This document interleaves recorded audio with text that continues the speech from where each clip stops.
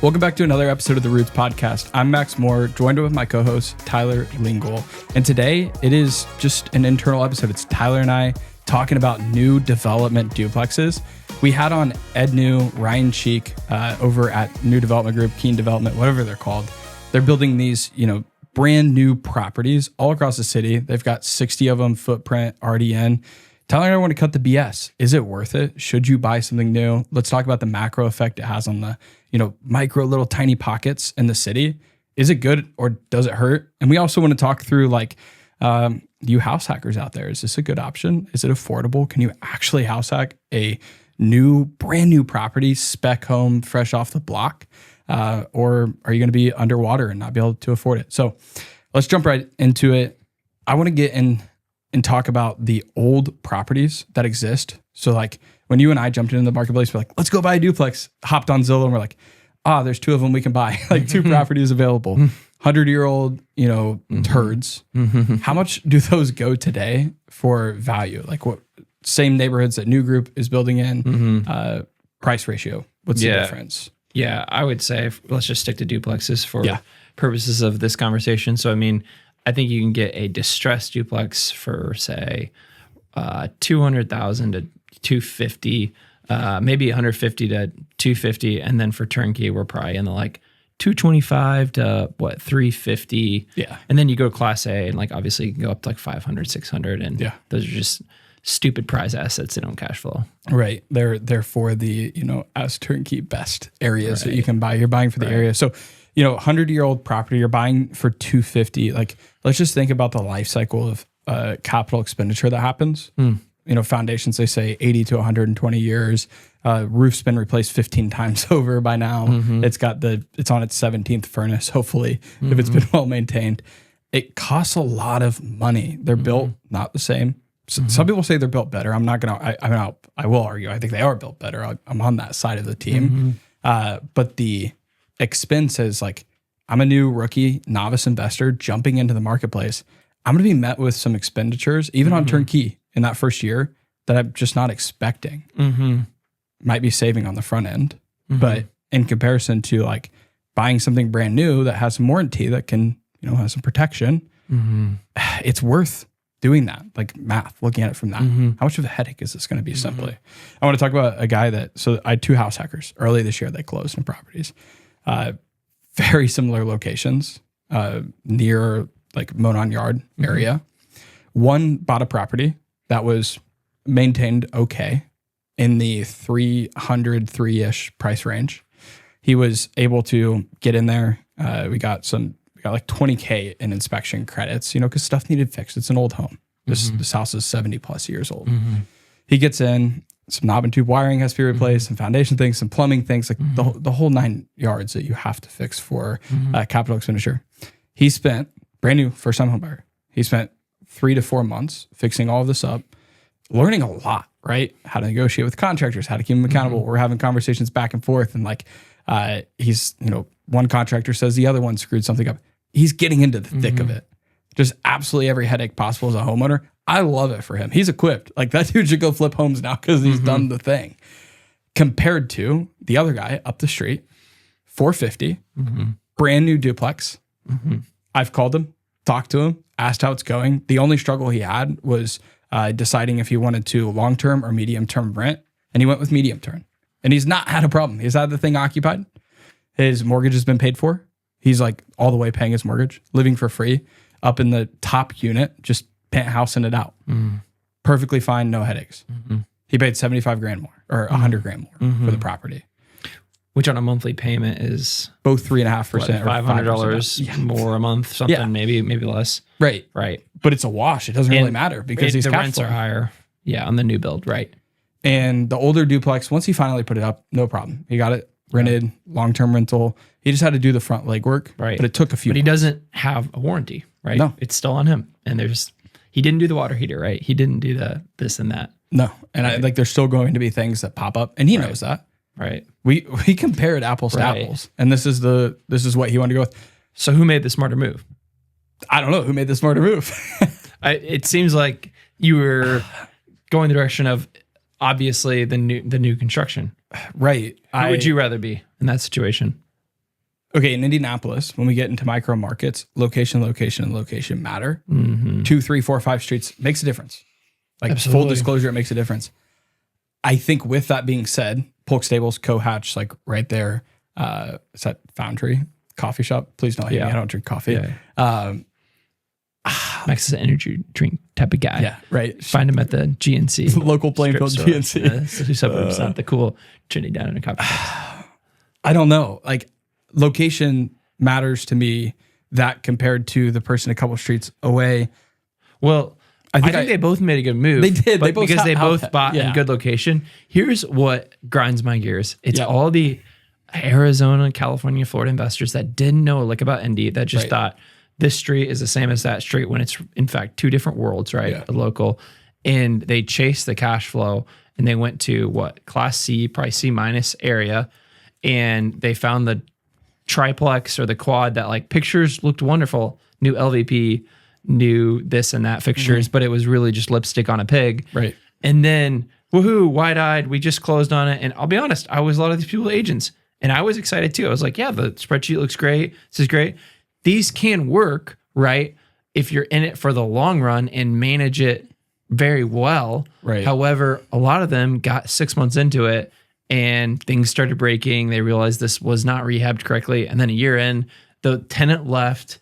And then they're like, what? We've been on the renter market for 3 months. Right. We're losing money. And guess what? They're calling Max Moore and saying, Tyler sold me this property. It sucks. I want to sell it. And that's literally 2025. Is like all these people that did not know exactly what they were getting into and chased. We talk about it all the time, chasing the spreadsheet. But I guess my question to you is like, you do that, or there's this new group, Duplex. It's 475. That's 150, whatever, 125 down versus this.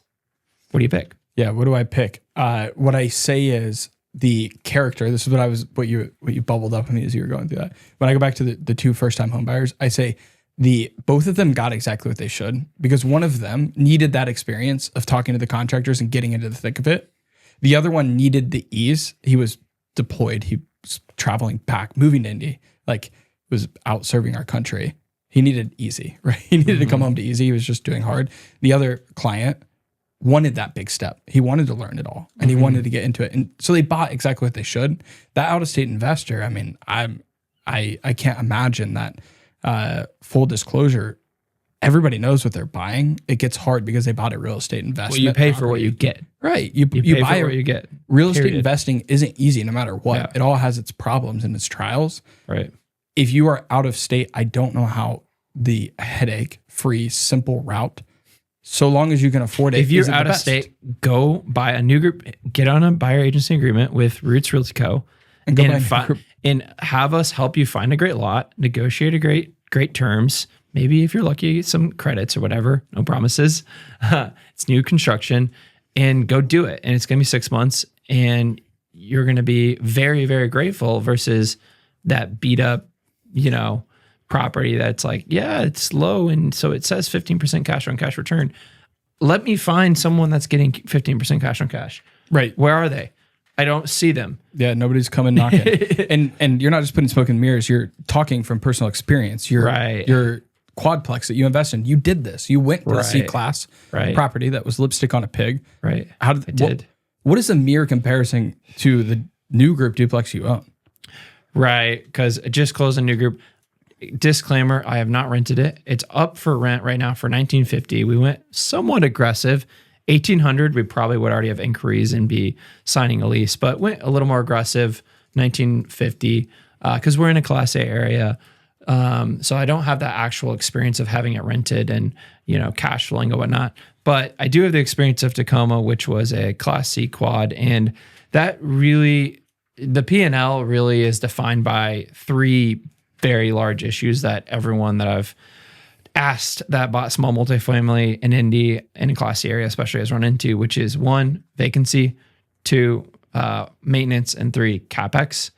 And those are like the 3 horsemen of cash flow.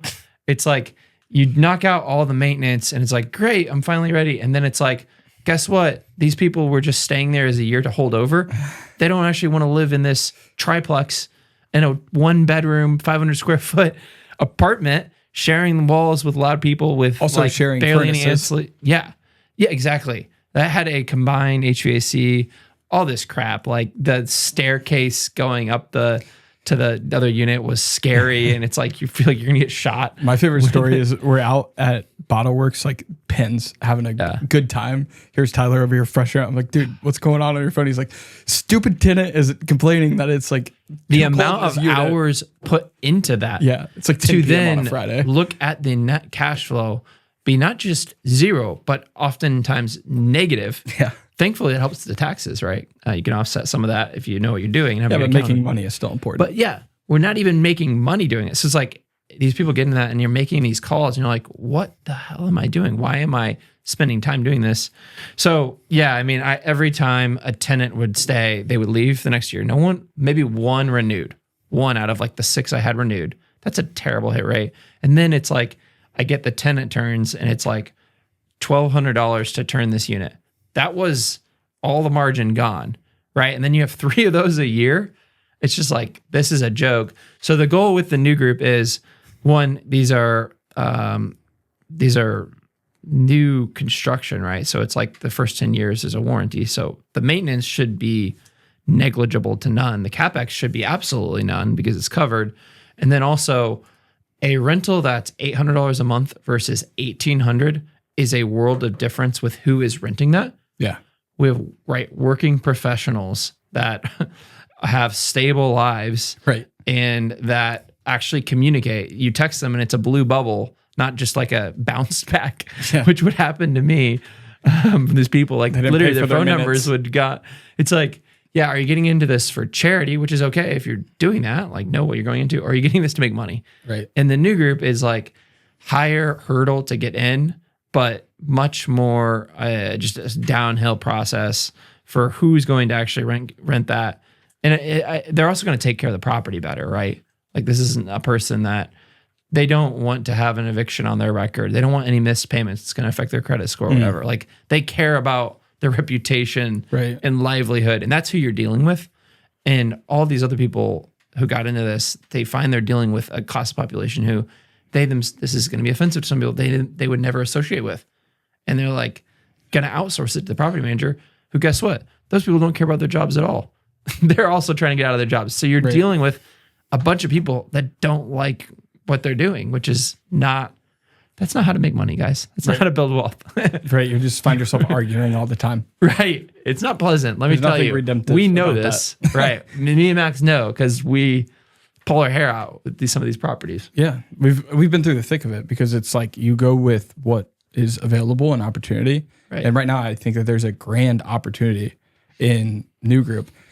There was something that like Ed New really, really harps on and prioritizes and kind of prides himself on, which is being able to chase the micro markets of where the city is investing money and putting a lot of intentionality into.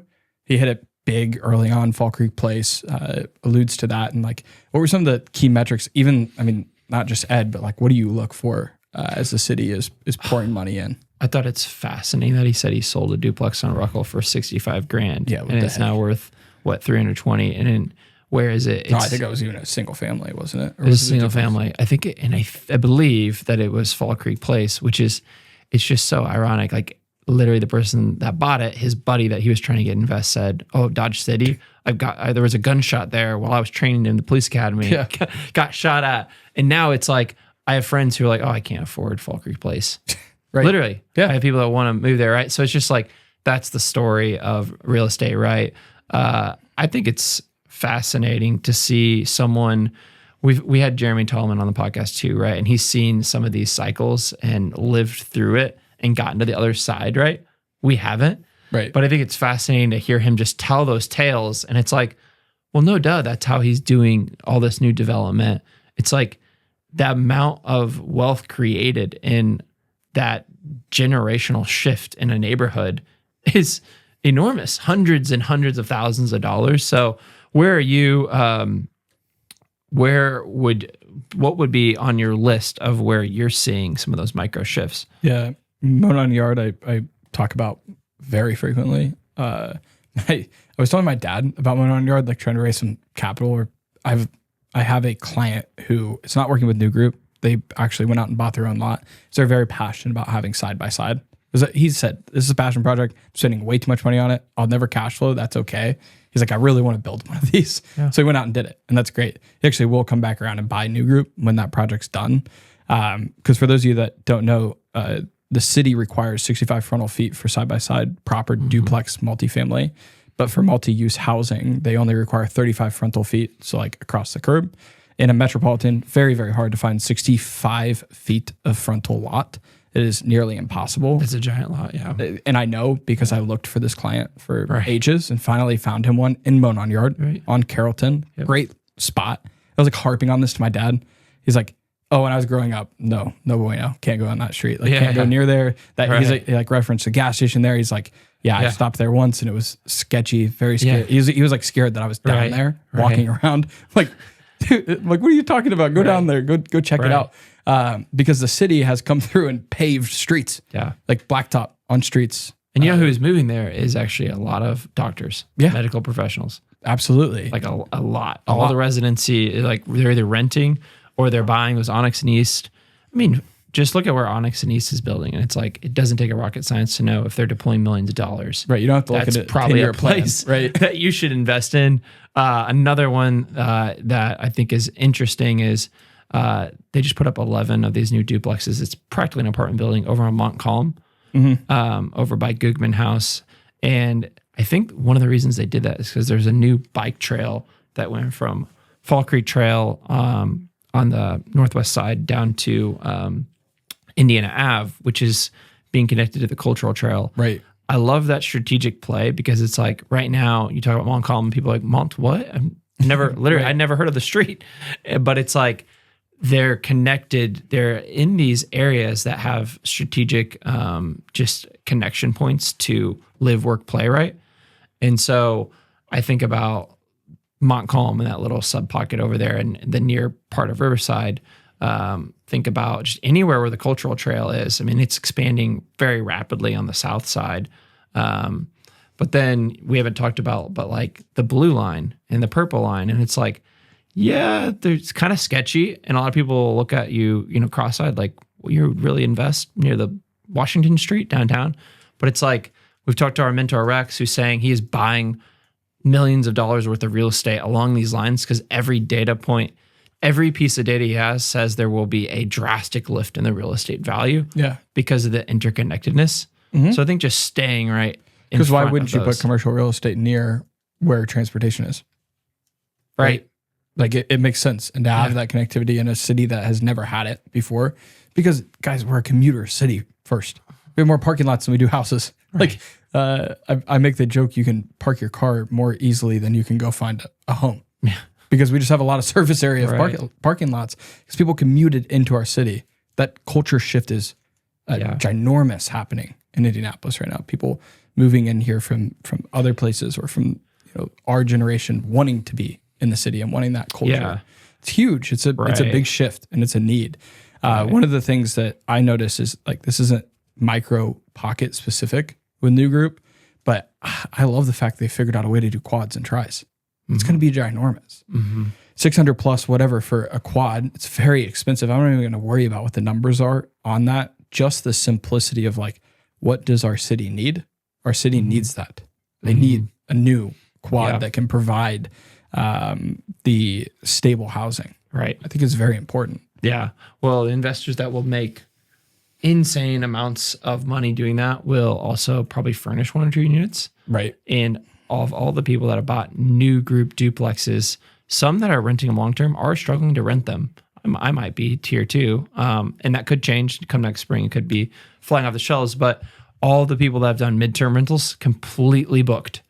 And so I hate to let the secret out because I hope people don't start rushing to go furnish units and disrupt the supply demand. But I think those quads, you got to put $200K down, but it's like you're going to be pulling in $7,500 a month fairly predictably doing that, providing a much needed housing source. And a lot of people want a 1-bedroom unit. Right. And so if you're buying that in some of these areas that we're talking about that have those micro pocket lifts, on that, Monon Yard area or, Brookside or whatever parts of the near West, like you're just going to look, people will be saying you are a genius in 10 years. And it's like, it's just the fundamentals, right? So yeah, they've got some going in Bates, and it's just going to be, it's going to change a lot.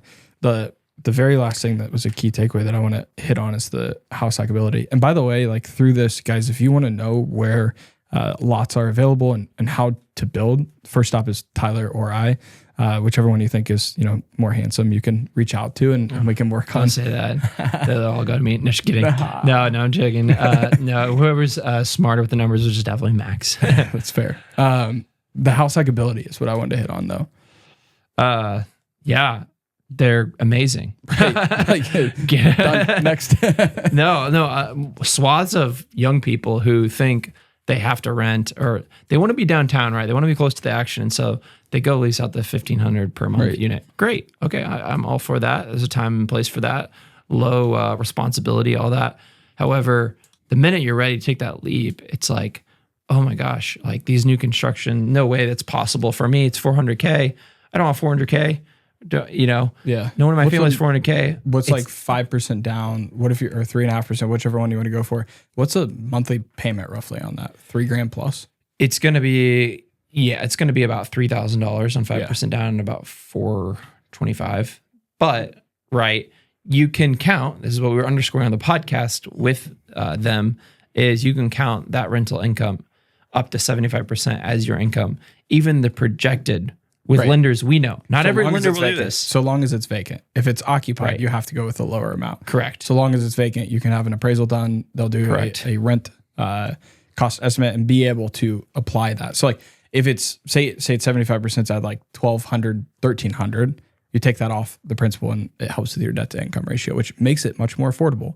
So like if you could get a $300,000 pre-approval for a single family, my guess is the math probably bumps you up. Where you can get into the door of one of these. Right. And I think, honestly, I mean, Trace that works for us, he's out looking for duplexes and like, he just keeps sending me the ones in the most crummy areas. I'm like, you just moved here. But like, we're going to send him this podcast. Right. He's going to have to edit it or he'll be the one posting it. You'll have to post it. Like, I just can't help but not push new group for him. So long as they come up with a spec, because that's the one caveat is somebody has to back out. So like if you're an investor listening and you want to buy a new group property, you have to put 25% down before they break ground once they have permits and all that good stuff. So you're writing a check for 125 plus on the front end. If you back out of that deal, they then will go and open it up for us to bring in an FHA buyer. It's a little bit harder for them to spec on the front end without having true buy-in. Tyler's he has a horror story with it where somebody did do that and they backed out and they got burnt. New group did. So for that, but they still do allow FHA, which is great. I think if you're, I don't know. I went back to the old versus new. 3.5% down on 425. What is that? 12 grand. 12 grand. It's like, guys, this is actually within your reason. If you're making, if you're listening and you're making above $75,000 a year, and you want to get into investment real estate, stop looking for a flip, start looking for an apartment building or whatever this BS is that, stop trying to start a syndication or a fund on YouTube told you, or wholesale. Like, seriously, these are low maintenance and amazing.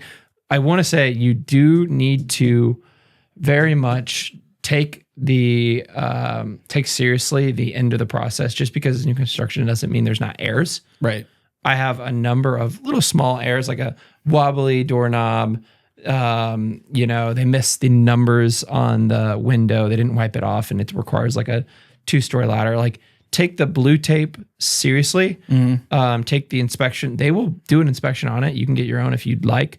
Take those seriously, but then don't go alone. Like, seriously, use one of us as an agent to help you through that, because just because new construction doesn't mean it's not a process that there is a decent amount of due diligence there. Right. They're building something new from creation, right? And if you know anything about cooking, it's so easy to burn dinner. So like you need somebody in the kitchen that can help you be a master chef and get through it. I had a call 4 months ago. I'm sure he's watching this, where he called and he's like, I just bought a new group property and I'm house hacking and I want to figure out how I can buy my next. I was like, what? You just bought it? Dang it. You missed out. He just went straight to him. He didn't, and he found out about us after purchasing. And he was like, yeah. And like, there was just some of the process. He's like, I don't have like the door stoppers or like, you need an advocate. Talk about. It's having an advocate. That and he's like, if I could go back, I would, because he's like, I didn't know what I didn't know. It's his first house. So it doesn't cost you anything. Yeah. To do it. Well, with that, you guys need to like and subscribe. Come out to our next event. Should be in December 6th, I believe, next masterclass. And we'll see you there. Peace.